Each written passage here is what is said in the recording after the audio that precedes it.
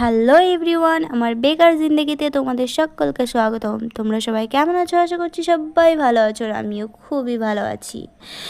বেকার জিন্দেগি কেন বললাম তোমরা নিশ্চয়ই আমার ভিডিওটি দেখলে বুঝতেই পারবে, কারণ সারাদিন আমার ঘর গোছানো ছাড়া কোনো কাজবাজি থাকে না।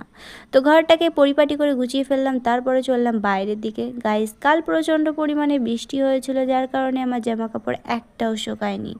তো ভাবলাম সেগুলোই রোদে দেওয়া যাক। বাইরে এসে দেখি ঝিকঝাক রোদ বেরিয়েছে গাইস, সেগুলো দেখেই জামা কাপড়গুলো রোদে দিয়েছিলাম, বাট কিছুক্ষণ বাদে আবার জামা কাপড়গুলো ঘরে নিয়ে আসতে হলো।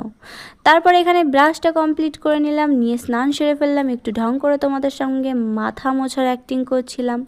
তারপর এখানে একটু স্কিন কেয়ার ফলো করছিলাম, যেটাতে বেশি কিছু নেই, তোমরা দেখতেই পেরেছো।